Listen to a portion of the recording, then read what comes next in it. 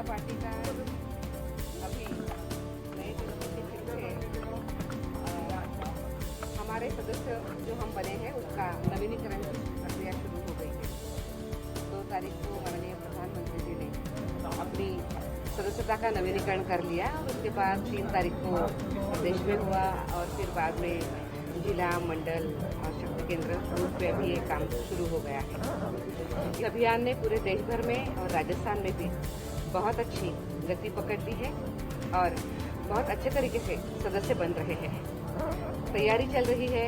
इससे पहले हमने जिलों के साथ पदाधिकारियों के साथ बैठक करके इसकी शुरुआत करी थी। उसके लिए हमारे अच्छे तरीके से प्रशिक्षण भी हो गए थे। अब मंडल में भी हो गए हैं और अभी शक्ति केंद्र और बूथ पे काम हो रहा है। घर घर जाकर भी सदस्यता हो रही है। सभी जो बूथों के जो कार्यकर्ता हैं उनकी सदस्यता हो रही है और अपने आसपास रहने वाले सभी लोग अपने सब मित्रता इन सभी के साथ व्यक्तिगत रूप में संपर्क हो रहा है। और उसके साथ साथ सबसे बड़ी बात यह है कि बूथ के कार्यकर्ता हर बूथ हर घर जाकर सदस्यता कर रहे हैं।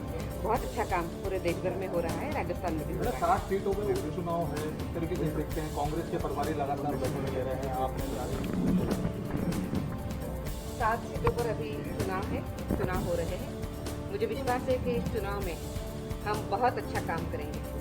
वैसे भी अगर हम देखते हैं तो इसमें से मात्र 1 सीट तो बीजेपी की है, 6 सीटें कांग्रेस की है। हमारे पास बहुत कुछ गंवाने ऐसा कुछ है नहीं, पर हम जरूर इसमें से कमाएंगे। अच्छी सीटें हम लेकर आएंगे और मेहनत की पराकाष्ठा करेंगे। तैयारी भी बहुत अच्छे तरीके से चल रही है। बीच में ही हमारा दौरा बीच में क्यूसर में हो गया था, उसके तरफ विधानसभाओं में प्रवास हो गया है और काम में सब कुछ 7 सीटों की संभावना नहीं लग रही क्या आपको कि 7 सीट बीजेपी जीत सकते हैं। मैंने कहा कि हम हमारे प्रयत्नों की हम पराकाष्ठा कर रहे हैं।